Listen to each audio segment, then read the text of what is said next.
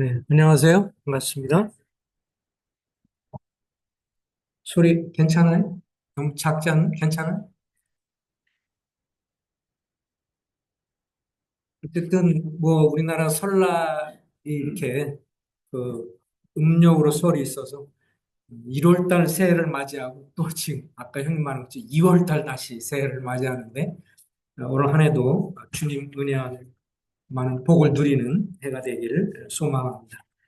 오늘 말씀은 그 두 군데를 좀 먼저 보겠는데요. 마태복음 13장을 좀 보겠습니다.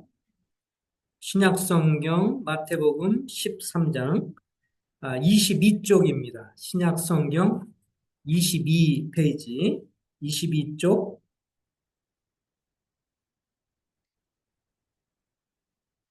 여기에 보면 같이 한번 44절 다 같이 한번 읽어볼까요? 찾으셨으면 22쪽입니다. 다 같이 읽겠습니다. 시작. 천국은 마치 밭에 감추인 보화와 같으니 사람이 이를 발견한 후 숨겨두고 기뻐하며 돌아가서 자기의 소유를 다 팔아 그 밭을 샀느니라. 여기 보면 천국, 하나님의 나라는 마치 감추인 보화, 보물과 같아서 사람들이 이를 발견한 후에 숨겨두고 기뻐하며 돌아가서 이렇게 나와 있습니다. 그 다음에 로마서 14장을 좀 보겠습니다. 200 신약성경 259쪽입니다.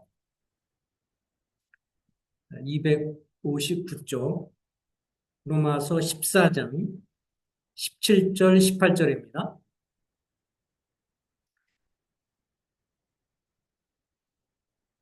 그럼 같이 한번 읽어보겠습니다. 시작. 하나님의 나라는 먹는 것과 마시는 것이 아니요 오직 성령 안에 있는 의와 평강과 희락이라. 이로써 그리스도를 섬기는 자는 하나님을 기쁘시게 하며 사람에게도 칭찬을 받느니라. 예, 오늘 하나님의 나라의 고귀한 특성에 대해서, 특징에 대해서 살펴보면서, 지난번에는 이제 하나님의 나라는 엄청난 보물이다, 라는 걸 살펴봤고요. 또 이전에는 저희들이 살펴보면서 하나님의 나라는, 평등한 나라가 아니라 공평한 나라이다, 라고 말씀을 드렸죠. 이 땅에서 우리가 어떻게 섬기느냐에 따라서 보상이 주어진다. 그리고 그러므로 평등의 나라가 아니라 공평한 나라다. 오늘은 하나님 나라의 고귀한 특징 중에 하나인 세 번째로 천국은 기쁨의 원천이다라고 하는 것이죠. 오늘 마태복음 13장에 보면 천국은 마치 밭에 감추인 보화와 같으니 사람이 이를 발견한 후 숨겨두고 기뻐하며 돌아가서 이렇게 표현해 주고 있어요. 사실은 뭐 우리가 이 땅을 살아가면서 많은 경우에 갑자기 예기치 않은 어떤 그런 돈이 생겼거나 그리고 어떤 행운이 찾아왔거나 뭐 그런 것들이 있을 때 굉장한 그 기쁨이 되잖아요. 여기 밭에 어느 사람이 지나가다 보니까 밭에 뭔가 보였어. 번쩍번쩍거리고.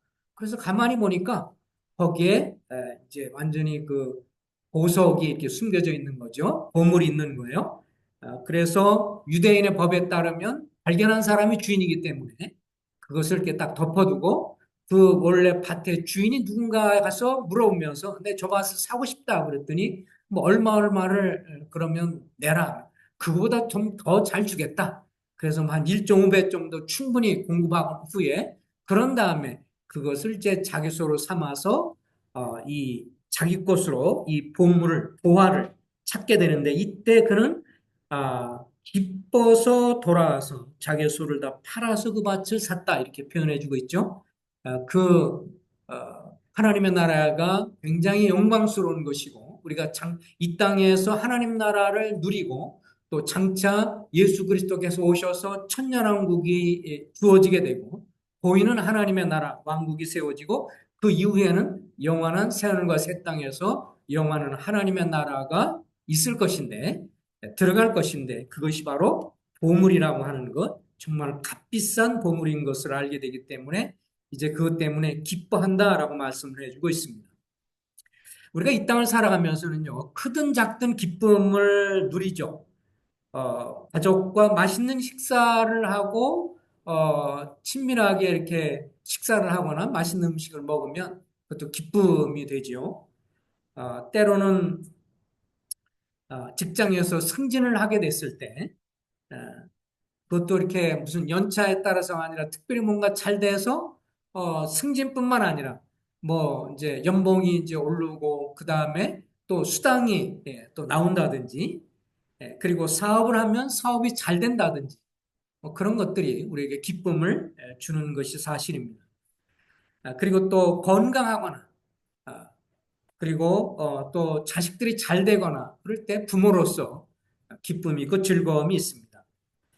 근데 이제 그런 것들도 우리에게 기쁨이 되지만 그러나 이 땅을 살아가는 것이 항상 좋은 일만 있는 것은 아니기 때문에 이 땅을 살아가면서 어떻게 보면 좋은 일과 안 좋은 일 혹은 나쁜 일 이렇게 말했을 때 좋은 일보다는 사실은 안 좋은 일들을 더 많이 겪고 또 평범한 일을 더 많이 겪기 때문에 그런 상황에서 오늘 여기 하나님의 나라에 대해서 언급한 로마서 14장 17절 말씀이 우리에게 큰 격려가 됩니다. 하나님의 나라는 먹는 것과 마시는 것이 아니요. 일상적인 즐거움이죠. 먹고 마시는 것. 즐거울 때 먹고 마시면서 행복을 누리지만 그 일상적인 그런 행복을 넘어서 오직 성령 안에서 의와 평강과 희락이라 성령 안에서 누리는 기쁨, 그것은 일상적인 기쁨보다 더 큰 것이고, 또 더 근본적인 것이고, 더 놀라운 것이라고 하는 것입니다. 사실 하나님의 나라는 저주와 불행으로 이 시달리는 이 세상 가운데 이 감추어진 하늘 보화이고, 이 하늘 보화는 주님을 믿는 사람에게는 용서를 통해서 영생을 얻고, 그리고 또 더 나아가서 우리에게 사랑과 그리고 평강을 누리게 되고 기쁨을 누리게 되는 그런 영광을 갖게 되는 것을 봅니다. 구원받은 성도가 하나님의 자녀가 된 사람은 이 복을 주님의 나라에 들어갔을 때만 누리는 것이 아니라 보이는 그 하나님의 나라, 천년왕국뿐만 아니라 영원한 나라에서가 아니라 이 세상 살아가면서도 주님은 이 복을 누릴 수 있다고 하는 것을 말씀해 주고 있는데요. 한 네 가지 정도만 먼저 살펴보고 또 실제적으로 이 삶을 누리기를 위한 이 비결들을 좀 잠깐 몇 가지 살펴보겠습니다. 첫 번째는 우리가 이 세상에서 하나님 나라가 준 기쁨의 어떤 기쁨을 누리게 된 이유는 하나님의 자녀가 됐고 또 왕권 상속자가 됐기 때문에 우리는 변하지 않는 기쁨을 누립니다. 우리가 구원받은 지 1년, 뭐 5년, 10년, 30년, 40년 뭐 세월이 지나면서도 역시 그 우리 마음에 주님을 생각하고 또 내가 얼마나 죄인인가 하는 것을 알게 되고 때로는 승리하는 삶도 사지만 때로는 실패도 하고 넘어지기도 하고 또 죄를 범하기도 하고 그러면서 주님 앞에 다시 돌아오기도 하고 이런 과정을 통해서 계속 배우는 것은 나는 죄인이었고 정말 흉벌받을 자인데 주님이 나를 위해서 영원한 저주를 받고 나를 구원하셨다고 하는 것을 생각할 때마다 마음에 감사가 되고 감격이 되죠.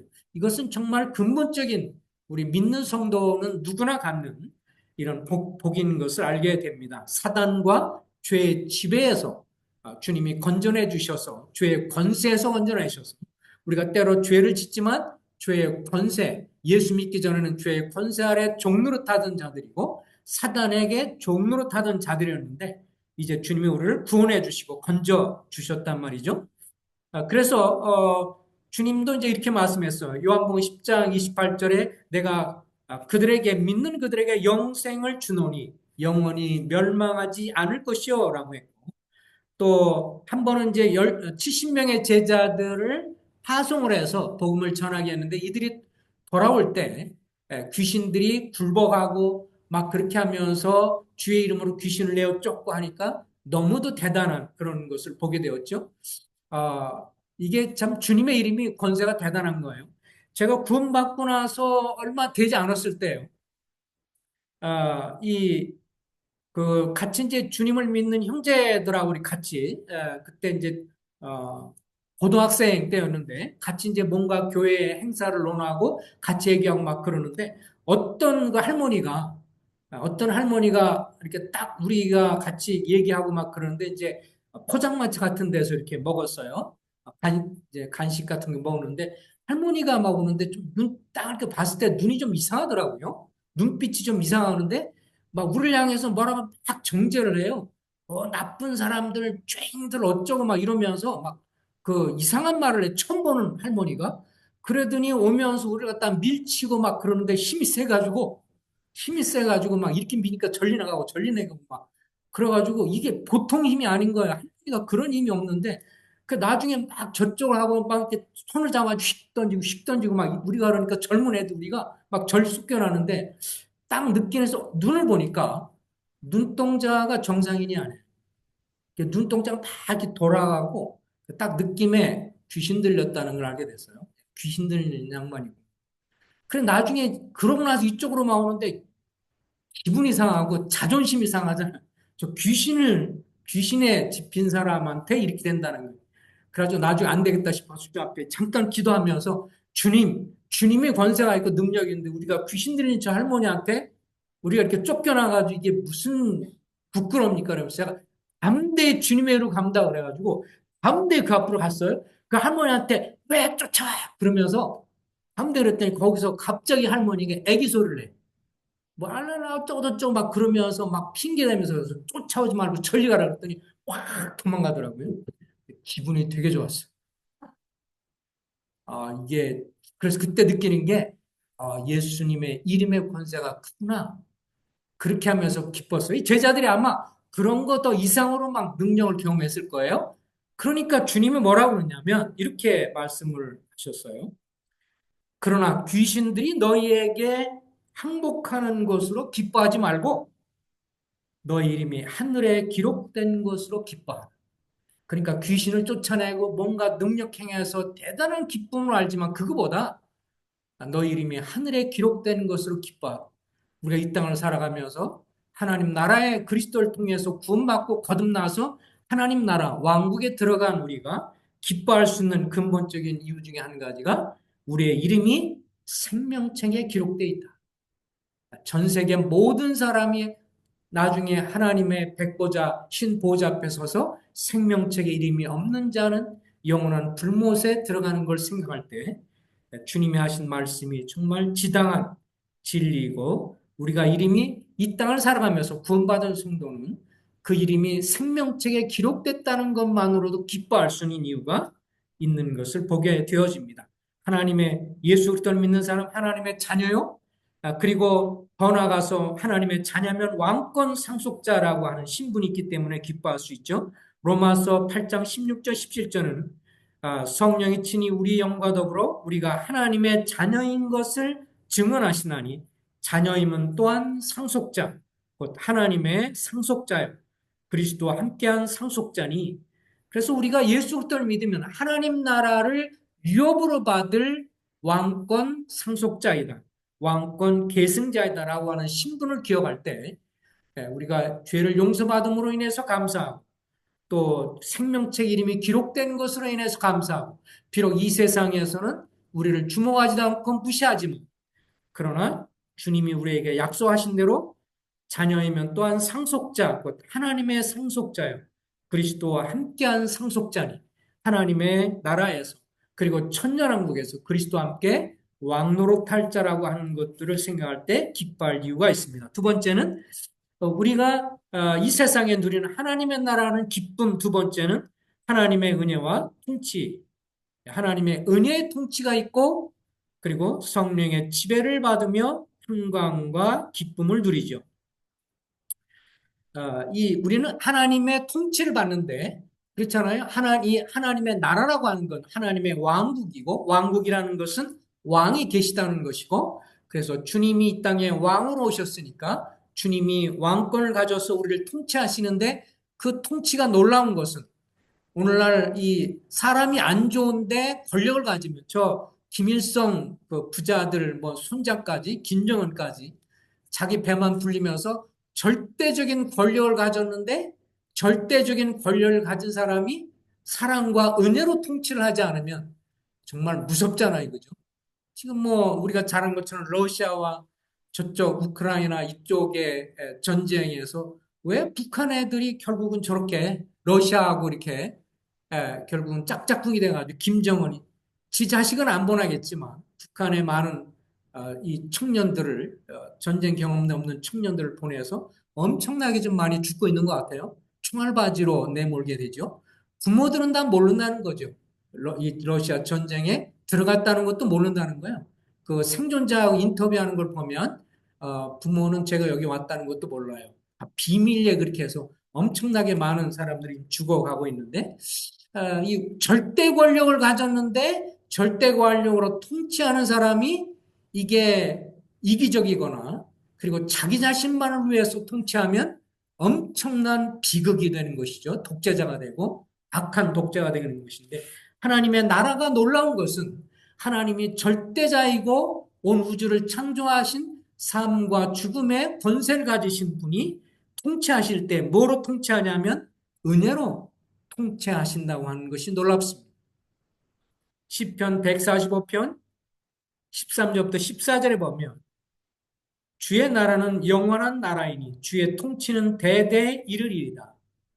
주님은 모든 넘어지는 자들을 붙드시며 짓눌린 자들을 일으키시는도다. 그리고 17절에 보면 주께서는 그 모든 행위에 의로우시며 그 모든 일에 은혜로우시도다. 그 모든 일을 행하는 데 있어서 우리를 위해서 은혜로 대하시면서 이 통치하신다 이렇게 말씀하시기 때문에 감사가 됩니다. 디도서 2장 11절부터 13절에 보면 하나님의 은혜가 나타나 우리를 양육하시되 하나님이 우리를 양육하시고 훈련하시고 훈육하시는 데 있어서 하나님이 우리를 은혜로 대하신다고 하는 거죠. 율법으로 대한다면 뭐요? 제시하고 너 이것을 행해 하지 못하면 그것 때문에 엄도를 내고 심판하는 것이 율법적이라면 은혜는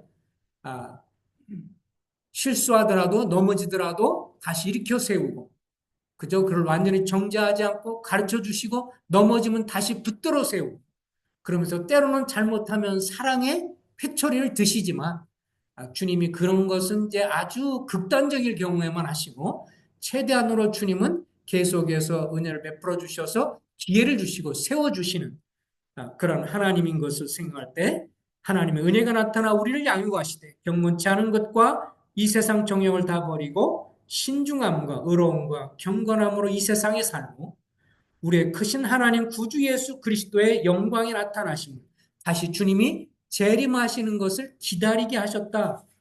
주님이 은혜로 우리를 그렇게 잡고 소망을 갖게 하십니다. 그리스도인들이요, 우리가 주님이 다시 오실 거에 대한 소망이 흐려지면, 그러면 우리가 주님의 은혜에서 자꾸 멀어지게 되고, 주님을 자꾸 불신하게 됩니다. 그래서 주님이 우리를 일깨우는 방법 중에 한 가지가 주님이 다시 오실 것에 대한 소망, 우리를 계속해서 일깨우고 소망을 갖게 하시는 거죠. 또 우리가 성령님께 순종할 때 우리는 평강과 기쁨을 누립니다. 우리가 잘 아는 것처럼 갈라디아서 5장 22절에 보면 오직 성령의 열매는 첫 번째가 뭐예요? 사랑이고 두 번째가 희락, 즐거움입니다. 우리가 성령께 순종하는 삶을 살 때 이 땅에 살아가면서도 희락, 기쁨을 누릴 수 있죠. 그런데 우리가 이제 주님과의 이 땅에서 믿는 성도들이 하나님 나라의 기쁨을 누리게 되는 것 중에 한 가지는 특별히 기도와 간구를 통해서 응답을 받을 때 큰 기쁨을 누리는 것을 봅니다. 우리 요한복음 16장을 같이 한번 읽어볼까요? 자, 요한복음 16장을 같이 한번 읽겠습니다.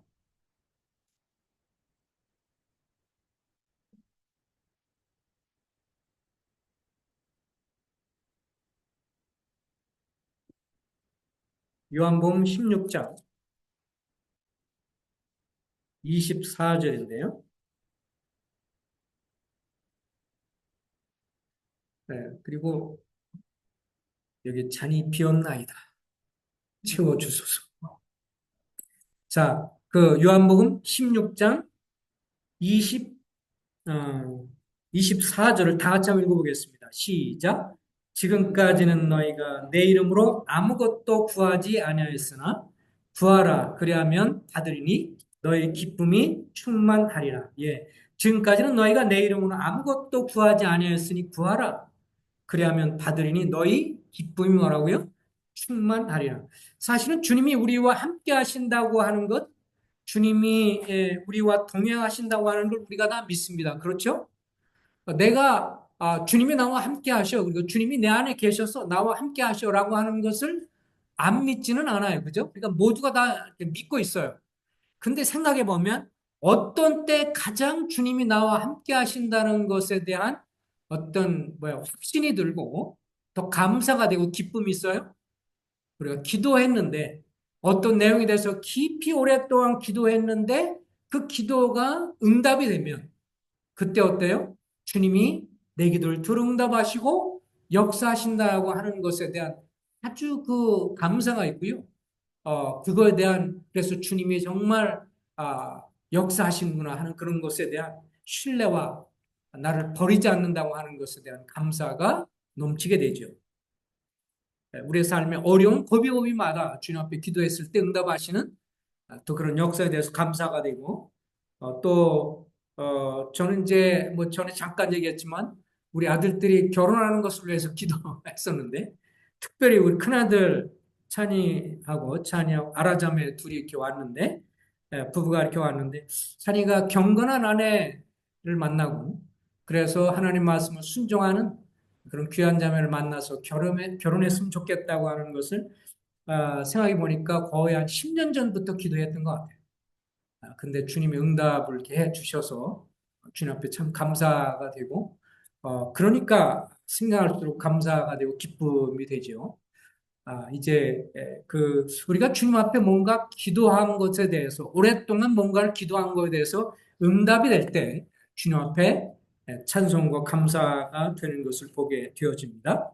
자, 또 한 가지는 이제 네 번째로 우리가 하나님의 통치를 받는 성도들이 심지어 고난 속에서도 기쁨을 누린다라고 말을 해주는 거예요. 우리가 이 로마서 5장 3절 4절에 보면 우리가 환난 중에도 즐거워하나니 이는 환난을 인내는 연단, 검증된 인격과 소망을 이루는 줄 압니다. 이렇게 말을 하고 있습니다. 우리가 현재 당하는 고난은 장차 받을 영광과 비교할 수 없다. 이렇게 말을 했죠. 우리가 주님 믿으면서 고난을 당하고 어려움을 당하는 것이 사실입니다. 그 가운데서도 주님의 인도하심을 경험할 수 있고 또 그것을 통해서 이 시련을 통해서 주님이 우리를 빚어가시는 것을 겪기 때문에 그런 측면에서도 감사가 됩니다. 어,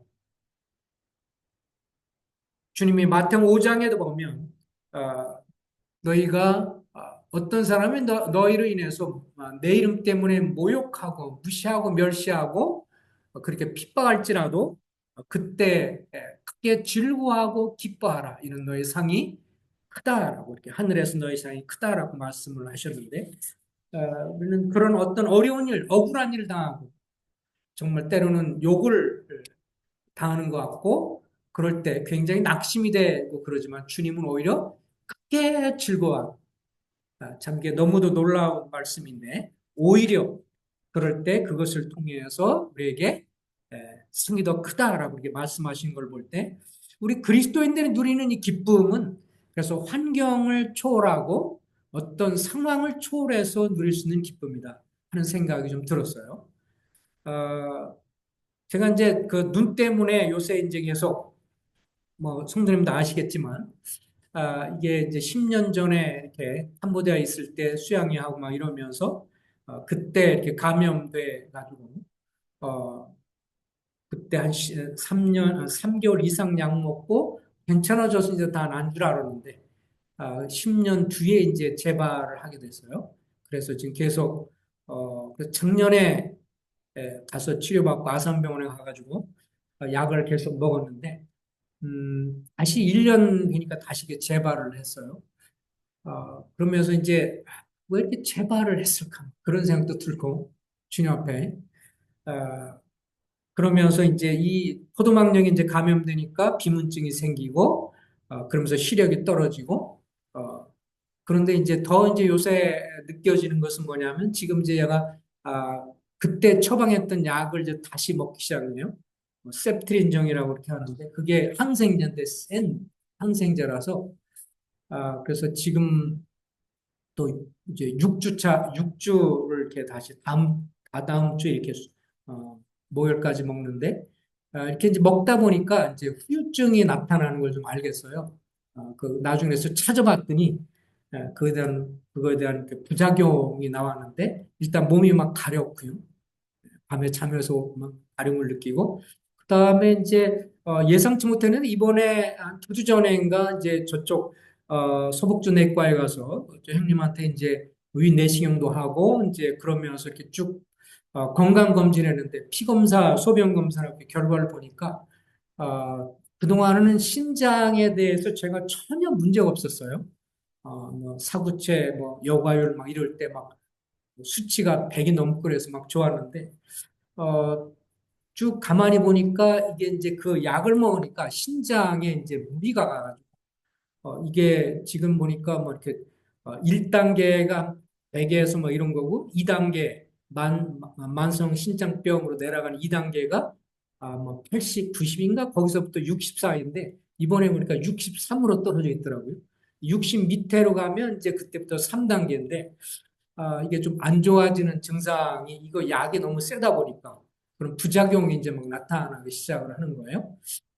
그래서 이제 이걸 갖고 주님 앞에 기도하게 되고 그래서 이게 안 먹으면 그 약을 안 먹으면 이게 더 문제가 되고 또 먹으면 또 이게 신장에도 이제 무리가 가고 이런 거를 느끼게 되면서 기도를 하게 되는데 성도님들 같이 좀 기도해 주셨으면 좋겠습니다. 이번에 약 먹은 것으로 정말 감염이 이런 것들이 완전히 없어져서 재발되지 않도록 그래서 저희 어제도 자다가 한밤중에 일어나게 됐고 3시에 깨서 또 이걸 갖고 또 기도하게 되고 주님 앞에 의뢰했는데 그러면서 마음이 좀 굉장히 심란했어요. 근데 기도하며 감사했던 게 뭐냐면 하나님 재발을 하는 게 10년 동안 재발 안 했다가 된 것만 해도 얼마나 감사합니까? 이 생각이 들었어요.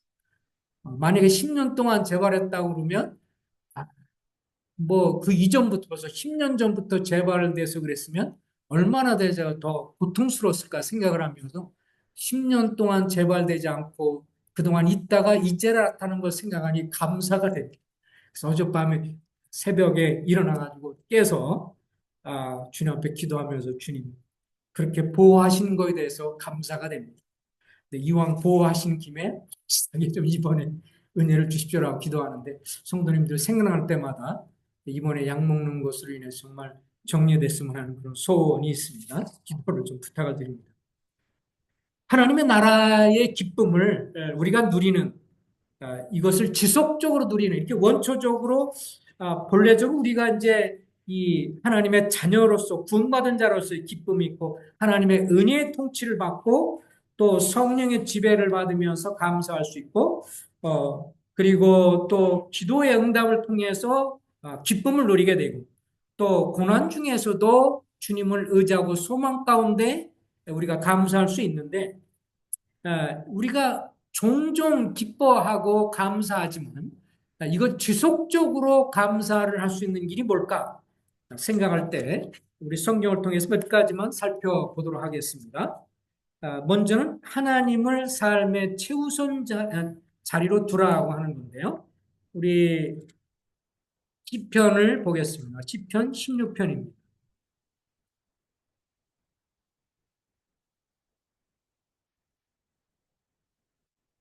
시편 16편은 이 메시아 시편 그래서 다윗이 시를 고백한 것이지만 시를 썼지만 예수님 다시 오실 예수님에 관한 그런 예언적인 말씀이기 때문에 메시아 시편이다. 메시아 그리스도 메시아란 말은 기름 부은 자 메시아 그리스도라는 똑같은 뜻입니다. 그래서 기름 부음 받은 자인 메시아 그리스도가 오실 것에 대한 또 그분이 어떠실 것에 대한 그런 모습을 보여주죠. 다윗이 고백했지만 여기는 주님에 대한 예언이 들어가 있습니다. 여기 보면 주님이 2절 내가 여호와께 아뢰되 주는 나의 주님이시오니 주 앞에 주 밖에는 나의 복이 없다 하였나이다. 다윗도 고백을 했고 주님도 성부 하나님을 향해서 이런 고백을 하셨죠. 그리고 3절 다 같이 읽을까요? 시작. 땅에 있는 성도들은 존귀한 자들이니 나의 모든 즐거움이 그들에게 있도다.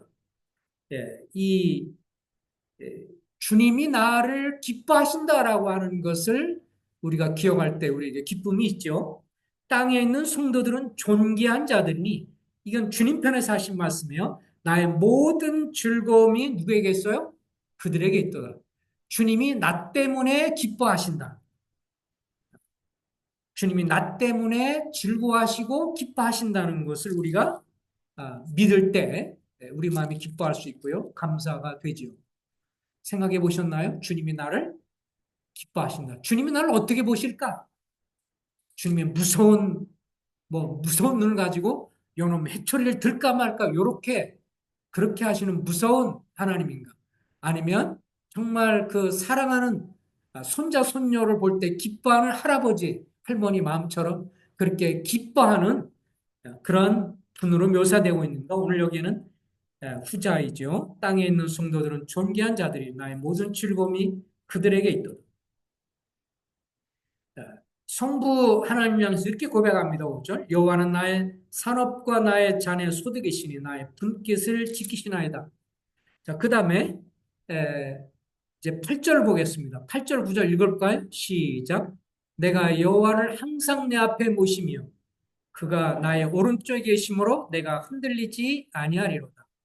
이러므로 나의 마음에 기쁘고 나의 영도 기뻐하리니 내 육체도 안전히 살리다. 자, 이 다윗이 그렇게 주님 앞에 고백했지만 또 주님도 이 땅에 계시는 동안에 내가 여호와를 항상 내 앞에 모시며 그가 나의 오른쪽에 계심으로 내가 흔들리지 아니하리로다. 이 구절이 사도행전 2장 29절 31절에 그대로 인용이 되면서 사도 베드로가 예수님에 관해서 기록하기를 그 아들에 관해서 기록하기를 그러면서 이 구절을 인용해서 읽었습니다. 내가 여호와를 항상 내 앞에 모시며 그가 나의 오른쪽에 계심으로 내가 흔들리지 아니하리로다.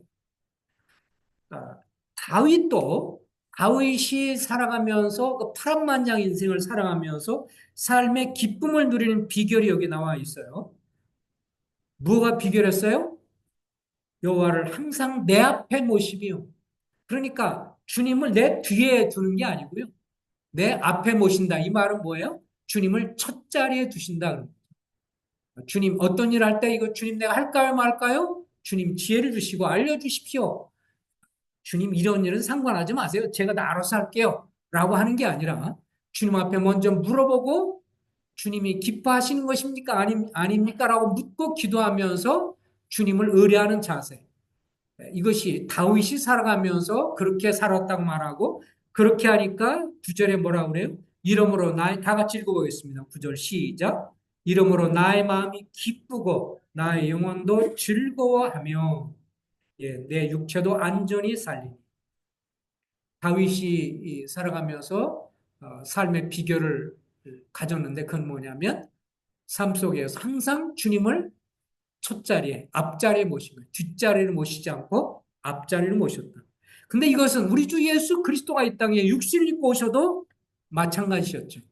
그래서 사도행전 2장에 기록되어 있는 것처럼 예수님에 관해서 언급하면서 예수님도 성부 하나님을 늘 앞자리를 모셨습니다. 그래서 주님이 이 땅에 계시는 동안에 항상 말씀하시죠. 내가 이렇게 하지 않으면 주께서 말씀하신 것이 어떻게 이루겠느냐라고 말했고 또 성경에 보면 주님도 뭐라고 배웠냐면 아버지의 뜻 행하기를 즐기오니라고 했어요. 아버지 하나님의 뜻을 행하기를 즐겨 하셨다라고 말해주고 있고, 그래서 그의 마음에 기쁘고 나의 영도 즐거워하리니. 그래서 오늘 10절에 보면 이는 주께서 내 영혼을 수월해 버리지 아니하시며 주의 거룩한 자를 멸망시키지 않으실 것입니다. 이것도 동일하게 예수님의 이 부활에 관한 예언이죠. 주님이 죽었는데 죽음에서 썩지 않게 하시겠다는 거예요. 그래서 3일 만에 부활하심으로 주님에 관한 이 예언이 성취가 된 것을 보게 되죠. 주께서 생명의를 내게 보이시리니 주의 앞에는 충만한 기쁨이 있고 주의 오른쪽에는 영원한 즐거움이 있다. 우리 주님이 즐거움의 하나님이시고 희락의 하나님이신 것을 생각할 때 감사가 됩니다. 우리가 믿는 하나님의 기쁨의 하나님이시고 즐거움을 주시는 하나님이시죠. 자, 이제 그래서 첫 번째 우리가 지속적으로 우리 마음에 이 기쁨을 누리는 하나님 나라의 기쁨을 누리는 비결은 첫 번째는 주님을 첫 자리에 두고 두 번째는 첫 자리 두면서 두 번째는 우리가 잘 아는 것처럼 범사에 감사할 때 기쁨을 누릴 수 있습니다. 데살로니가전서 5장 18절 뭐라고 그랬죠? 항상 기뻐하라. 쉬지 말고 기도하라. 범사에 감사하라.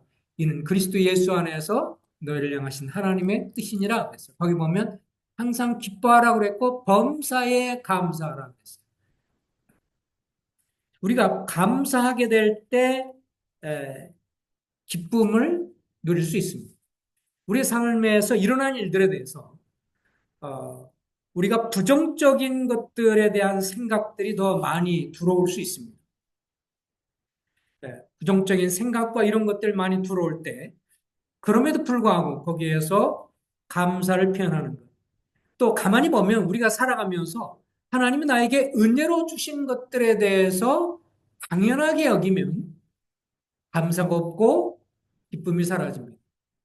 내가 다 하는 거기 때문에 내가 일도 내가 하고 내가 고생하고 다 내가 한다라고 생각하는데 근데 주님이 우리에게 살아갈 힘과 그런 것들을 주지 않으면 살아갈 수가 없지요. 그죠? 과거에 한 번 제가 얘기했는지 모르면 제가 그때 93년도, 4년도에 그 제자훈련 프로그램 하면서 미국에 가 있을 때 프로그램이 다 끝나고, 이제 형님을 아는 사람의 소개를 받아서 LA 근처에 있는 이제 그 집에 가게 됐고, 그분이 이제 목사예요. 장로교 목사하고 그러는데 쭉 교제 보니까 구원 받으신 분이고, 근데 이제 그분이 그렇게 얘기했어요. 자기가 갖고 있는 병이 이 숨이 막혀서 숨을 못 쉬는 그런 그게 자주 온다는 거예요. 숨을 자기가 너무도 쉬고 싶은데 숨을 못 쉬어서 기절하고 그래서 119 거기는 911이죠. 911에 실려서 병원에 가고 막 이런 것들이 반복이 되면서 자기가 뭐라고 그러냐면 주님 앞에 감사는 가장 첫 번째가 자기가 하나님 이제 제가 숨을 쉴 수 있어서 너무 감사합니다. 근데 그전에는 자기가 그런 병을 앓기 전에는 숨 쉬는 거에 대해서 감사해 본 적이 한 번도 없었다는 거예요. 너무도 당연한 거고 아침부터 일어나서 매일 살아가니까 근데 그 어떤 걸 떠나서 숨을 못 쉬니 나중에 죽을 수 있는 건데 그렇게 이제는 좀 병이 치료가 돼서 이렇게 숨 쉬는 것만으로도 너무도 감사하고 그러면서 이게 하나님이 나를 붙들어 주지 않고 생명의 호흡을 건져가면 내가 아무리 건강해 보이고 그래도 그날부로 내 끝이구나. 이거에 대한 것들을 얘기하면서 제가 숨 쉬는 것만으로도 너무도 감사가 되고 이거보다 더 좋은 것이 없다는 것을 알게 되었습니다. 여러분 어떻습니까? 숨 쉬는 것에 대해서 감사한 적 있으신가요?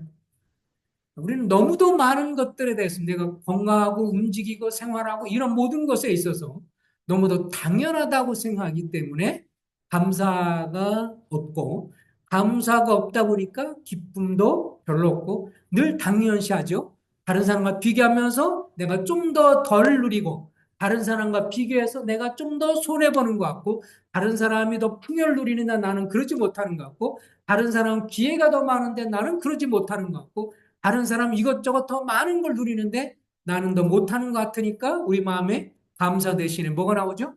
불평이 나옵니다. 자꾸 다른 사람과 비교하죠. 나보다 더 어려운 상황을 생각하면 더 어려운 처지에 있는 것을 생각하면 정말 감사가 있는 건데 그러지 못하는 걸 보면 이 마음에 불평거리가 되는 것을 보게 됩니다. 그런데 미얀마에서 사역하고 선교지 보고 그 사람 사는 생활상을 보다 보니까요. 우리 한국에 사는 사람 누가 뭐래도 집이 어쩌고 뭐 안 좋고 그래도 그들보다 너무도 좋은 집이고 너무도 좋은 환경이거든요. 예. 왜냐하면 너무도 정말 가난하고 부족하고 막 그런 사람들이고 그들은 자전거 하나만 타는 것도 너무 기뻐하고 가난하고 막 산 쪽으로 가면 차는 뭐 말할 것도 없고 그들은 이제 소원이 아, 내 평생에 오토바이 하나 살 수 있을까? 우리 한국산은 좀 비싸가지고 300만 원 이상 나간다고 그래요, 거기서는. 근데 중국산은 100만 원. 중국산을 살까? 근데 중국산은 좀 현찮다는 걸 그분들 다 알아가지고 한국산 살 수 있으면 좋겠다. 우리는 차를 생각하면 이제 오토바이라도 있었으면 좋겠다. 그래서 막그 세미나하고 막 그럴 때 오는데 어떤 목사 어떻게 오늘 오셨어요? 예, 자전거 타고 2시간을 타고 왔습니다. 2시간을 엄청 밟아가지고 와가지고 세미나 참석하고. 예, 어떤 사람 산에서 온 거 며칠 동안 왔습니까? 일주일 동안 걸어서 그렇게 강을 뭐 스물 몇 개를 넘어서 그렇게 해가지고 산 속에서 산족이니까 그렇게 해서 내려왔다고. 어, 자꾸 다른 우리보다 더 나은 사람을 자꾸 보니까 감사가 잃어버리고 이렇게 감동이 별로 없고요. 네, 당연시여기기 때문에. 근데 어, 우리는 만족할 줄 모르는 탐심이 있기 때문에 죄성을 갖고 있는 탐심이 있기 때문에 더 좋은 걸 생각하기 때문에 우리가 계속 감사를 잃어버린 것 같습니다. 또 우리가 기쁨을 잘 누릴 수 있는 것은 하나님의 통치를 받는 성도들 간의 사랑과 참 교제를 나눌 때 기쁨이 있습니다. 교회 와서 함께 진실로 교제하고 고민과 어려움을 실제로 정말 나누고 성도 안에 사랑 안에서 진실을 얘기하면서 에베소서에서 말하는 것처럼 서로 교제하되 진실만 얘기하지 않고 사랑을 갖고 교제하고 사랑을 갖고 한다는 건 상대방을 배려해서 내가 무슨 말을 하고 무슨 행동을 하면 상대방이 어떨 거라고 하는 것을 생각하면서 무릇 대접을 받고자 한다면 먼저 대접하라고 하신 게 주의 말씀이기 때문에 우리가 교회 성도들 간의 대화와 교제 속에서 내가 무슨 말을 하면 상대방이 어떨 거라고 하는 상대방 입장에서 생각하고 그렇게 배려할 줄 안다면 사랑 안에서 진실을 교제할 때 우리는 기쁨을 누리게 됩니다. 이제 부정적인 감정으로 올 때 주님의 충만함을 생각하는 겁니다. 이 말씀만 교제하고 마치겠습니다. 자, 우리 골로새서 2장입니다. 골로새서 2장.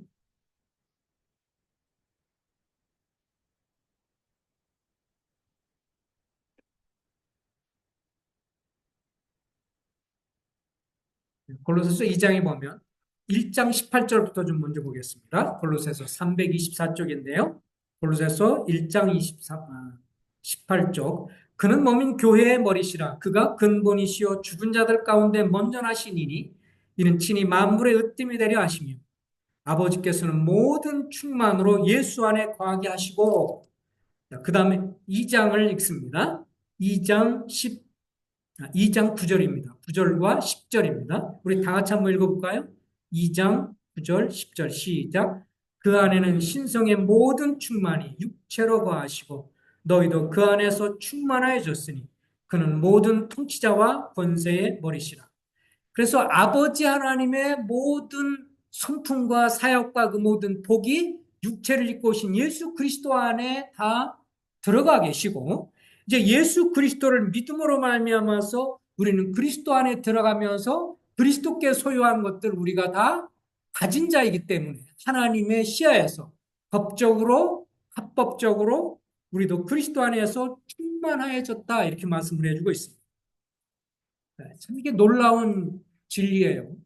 그리스도께서 부활하실 때 하나님의 부활의 능력을 갖고 있고 그래서 예수 그리스도를 믿을 때 아버지 하나님께서 예수 그리스도를 살리신 부활의 능력이 오늘날 우리에게도 그대로 주어져서 예수님의 누리는 그 능력이 오늘날 우리 그리스도인들에게도 능력이 된다라고 하는 것입니다.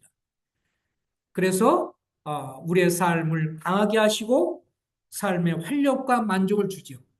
그래서 그 안에 신성의 모든 충만이 하나님의 성품의 모든 충만이 예수 그리스도의 육체로 거하시고 우리도 예수 그리스도를 믿음으로 주님 안에 있고 주님은 우리 안에 있기 때문에 너희도 그 안에서 충만해졌으니 그는 모든 통치자와 권세의 머리시라. 어, 우리가 골로새 2장 9절과 10절 이 9절 말씀을 어떻게 보면 가장 잘 해석하고 적용한 게 과거 우리 자매님들도 불렀던 충만이라고 하는 그 복음성가인 것 같아요. 어, 조용히 이렇게 들을 때마다 제가 이제 그거를 이제 USB에 넣어가지고 차에 넣고 지나가면서 오고 가면서 자주 듣는데 거기 보면 그렇게 나오죠. 내가 무명이고 이름이 알려지지 않고 무명이어도 공허하지 않은 것은 예수 안에서 난 만족함이라. 가사를 간단하게 읽어보면 가난하여도 부족하지 않은 것은 예수 안에서 난 부유함이라. 고난 중에도 견뎌낼 수 있는 것은 주의 계획을 믿기 때문이다. 실패해도 일어설 수 있는 것은 주 안에서 승리함이라. 몸이 약해도 낙심하지 않는 것은 예수 안에서 완전함이라. 이 충만이라는 단어가요, 완전한 뜻이 또 갖고 있어요. 충만하다, 완전하다, 그리고 부족함이 없다, 만족한다. 그런 뜻을 가지고 있습니다. 그리고 화려한 세상에 부럽지 않은 것은 예수 안에서 나는 만족합니다. 그리고 세상의 풍파가 두렵지 않는 것은 예수 안에서 나는 만족합니다. 영원한 왕 내 안에 살아 계신다라고 하는 이 고백이 이 충만이라고 하는 이 유튜브에 노래가 실렸는데 이 노래를 유튜브에서 한번 이렇게 들어서 보세요. 얘기 들을 때마다 참 좋습니다. 보니까 지금은 600만이 넘어요. 성도님들이 많이 듣고 그래서 그런지 몰라도 유튜브에서 충만 있으면 손경민이라고 하는 분이 지은 목회자인 것 같은데 어쨌든 간에 이것은 참 이 구조를 잘 설명하고 너희도 그 안에서 충만해졌어요. 내가 약해지거나 그리고 내가 실패하거나 나는 가난할지라도 주님 안에서 난 충만하기 때문에 부족하지 않다. 그리고 내가 약할지라도 주님이 나를 붙드시고 계시고 그래서 충만하다. 이것을 또 다른 표현을 하면 시편 23편 5절에 다윗이 고백 이런 거죠. 주께서 기름을 내 머리에 부으셨으니 내 잔이 넘치나이다. 내 잔이 넘친다는 건 내가 이제 만족합니다 라는 뜻이죠. 어, 내가 이 세상 살 동안에 부족하지 않고 부유하고 충만하고 만족합니다. 우리가 이 땅을 살아가면서 기쁨을 누리는 것. 그런데 이것은요, 결국은 다 주님에 대한 믿음으로 시작이 되는 것이고 믿음으로 진행이 되는 겁니다. 히브리서 10장 38절에 이렇게 말합니다. 나의 의인은 믿음으로 말미암아 살리라. 또한 뒤로 물러나면 내 마음이 그를 기뻐하지 아니하리라. 우리가 우리의 기쁨을 생각하지만 우리의 기쁨뿐만 아니라 주님이 나를 기뻐하시는가? 주님이 기뻐하는 것은 뭐냐? 그럴 때 주님은 내가 믿음으로 사는 것을 기뻐하시고요. 히브리서 11장 6절도 믿음이 없이는 하나님을 기쁘시게 하지 못하나니 하나님께 나가는 자는 반드시 그가 계신 것과 또한 그가 자기를 찾는 자들에게 상 주신 이심을 믿어야 할지니라. 우리가 주님을 기쁘시게 할 때가 언제냐? 보이는 것으로 살지 않고 주님의 말씀을 붙들고 믿음으로 살 때 주님이 그것을 기뻐하시고요. 또 성령님으로 살아갈 때 주님이 우리를 기뻐하십니다. 우리 성경 구절 한 구절 읽고 마치도록 하겠습니다. 우리 성경 다 같이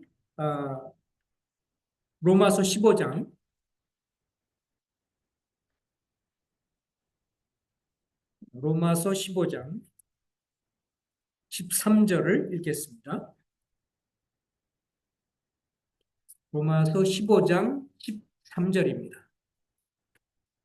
260쪽입니다. 로마서 15장 13절 시작. 소망의 하나님 모든 기쁨과 평강을 너에게 충만하게 하사 성령의 능력으로 소망이 넘치게 하시기를 원합니다.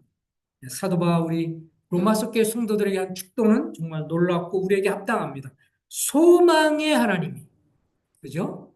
절망의 하나님이 아니고 우리에게 소망을 주신 소망의 하나님이 모든 기쁨과 평강을 믿음 안에서 너에게 충만하게 하사 성령의 능력으로 소망이 넘치게 하시기를 원하노라.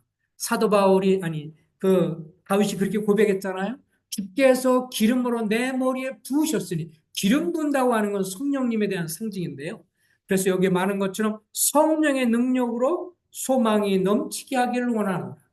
그렇기 때문에 우리의 어떤 상황 속에든지 간에 그 가운데서 우리가 주님을 향해 고백할 수 있는 것은 뭐예요? 나는 부족하지 않고 만족합니다. 나는 이 상황에서 기뻐할 수 있습니다. 그래서 기뻐합니다. 이렇게 믿음을 주장하는 것을 주님이 기뻐하신다고 하는 것을 보게 됩니다. 주님은 그렇게 말했습니다. 너희가 서로 사랑하면 이로써 세상 사람들이 너희가 주의 제자인 줄 알리라. 세상 사람들 어떻게 우리가 주의 제자인 줄 알까요? 서로 사랑하면 우리 얼굴들이 어떻겠어요? 서로 사랑하고 막 서로 위해주고 그러면 우리 얼굴들이 어떻겠어요? 우거지상이겠어요? 막 웃겠어요. 예, 막 웃는 인상들이 너무 좋으니까 세상 사람 보면서 야, 이분들 진짜 예수 믿는 사람들이네 라고 하면서 호감을 갖는다는 거예요. 우리가 우리 눈에서 우리의 삶 속에서 어떤 상황이든지 간에 주님이 성령의 능력으로 내가 소망 중에서 기쁨과 평강을 누리는 그런 삶이 되게 하달라고 소명 하나님을 의지하고 기도하면서 삶을 누리는 우리가 되게 소망합니다. 기도하겠습니다. 자비하신 하나님을 찬송합니다. 저희가 때때로 우리의 신분과 놀라운 구원과 하나님의 동행과 이 모든 것이 있음에도 불구하고 우리가 때로 시련을 당하고 어려움을 당하고 이 땅을 살아가면서 어떤 어려움을 당하면 쉽사리 감사함을 잃어버리고 때로는 불평하거나 낙심할 때가 많은 것을 고백합니다. 시편 42편 5절 말씀처럼 내 영혼아 내가 어찌하여 낙심하며 내 속에서 두려워하는가. 너는 하나님께 소망을 두라. 그가 일어나 도우심으로 말미암아 내가 여전히 주님을 찬송하리라는 신앙 고백을 우리가 할 수 있도록 축복해 주시고 부정적인 생각, 우울한 생각 그리고 여러 삶의 환경으로 인해서 불평과 분만보다는 오히려 주님이 우리에게 주신 복들을 헤아리면서 주님에 대한 감사가 흘러넘치는 올 한 해가 될 수 있도록 축복해 주시기를 간절히 소원하므로 그리함으로 우리 삶의 기쁨으로 주님을 섬기고 기쁨으로 성도님들을 사랑하는 저희가 되는 해가 될 수 있도록 복 주시길 원하올 때 예수 그리스도의 이름으로 감사하며 기도했습니다. 아멘.